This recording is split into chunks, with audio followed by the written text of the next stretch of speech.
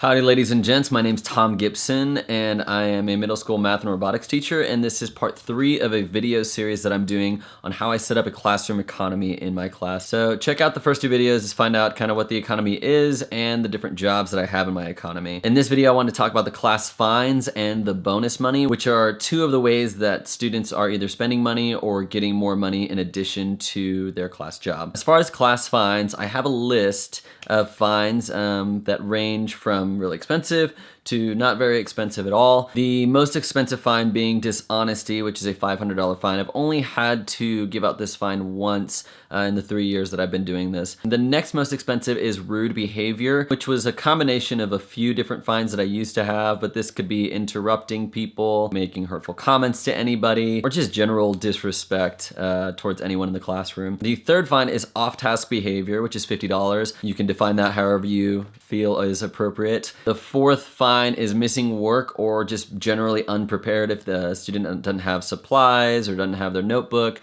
it's a $50 fine. The fourth fine is tardiness, and this is just unexcused tardiness, but we also take 2.5-minute breaks in the middle of our hour-and-a-half class, and if students are not in their seat by the time the 2.5-minute timer that I project on the wall hits 0, they get a tardy fine. Job infraction, that's a new one for me this year. This is mainly if I've kind of had to remind a student to do their job, or if they're doing their job not to the standard that I've set for them, they could receive a job infraction fine, which is $50. The most controversial fine of them all is the bathroom break, which is a $25 fine. The main reason for this is I don't really want students using the bathroom during class. We do have a break in the middle of class where they don't have to pay to use the bathroom, and they can go before or after class. Students don't like this one, but a lot of times they'll be like, can I go to the bathroom? I'm like, just write your fine on the clipboard. And they'll be like, oh, never mind. So if you really need to go, $25 doesn't really move the needle on anyone because all the salaries are between like $800 to $950. To keep track of fines, I've made a little spreadsheet for every class that has the student's name, and it has a spot with the date, what the fine was, which I've actually coded by just writing a letter, D for dishonesty, R for rude behavior, etc. And there's a spot if they have paid their fine. I'll get into the logistics of how students write fine tickets and how students pay these fines in a later video, but this is a general way that I keep track of the fines. One of the ways that I communicate to students that I'm writing a fine is sometimes if I'm just giving a warning, I may just say, class, please stay on task.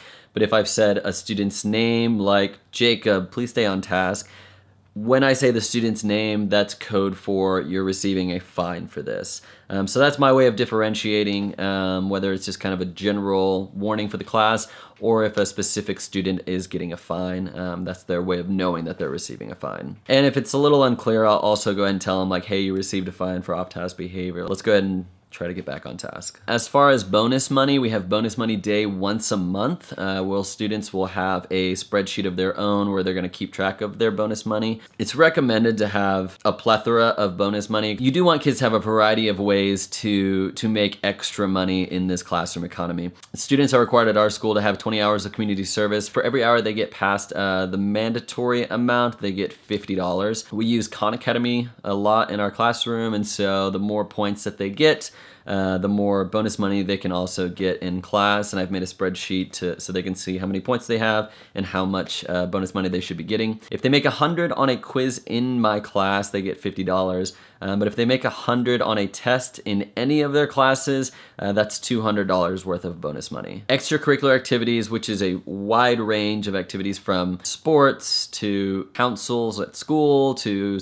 honor societies, could be learning a musical instrument, could be having a tutor outside of class. I'll pretty much give students credit for any kind of official thing that they're doing outside of class. I don't put a limit on the extracurriculars that they get, but if they go to karate 4 times a week, they'll only get $100 for karate, not $400. If students come to office hours just to work on math or get ahead in their homework, they can get $25 every time they come to office hours. If they have to come to office hours, then they don't get the credit. And for students who like to read, they can get up to $200 for a book that they've read outside of class. They do have to write a blog review of that book or some small report, whatever that would look like in your class. It really is on the honor system, and I talked about this at the beginning. I'm like, there's obviously no way of me knowing if this was a book that you read in the last month, but it is on the honor system. As far as I know, I haven't anyone like really abused that system. I limit it to 3 books a month just because some kids are insane readers,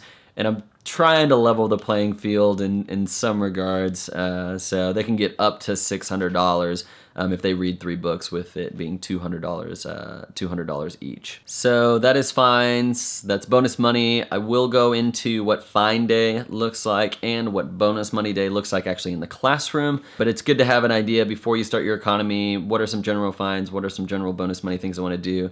And asking students, is there anything that you think we should add to this list? And getting some feedback from them on some of this stuff. So let me know if you have any questions about any of this, and I will see you in the next video. That close. But That is so cool. I love your camera. Yeah. It's the best. So my students are working on a 2-step equations project. It's not traditional project test where they just give a bunch of 2-step equations that they have to solve, but instead they are asked to create their own 2-step equations.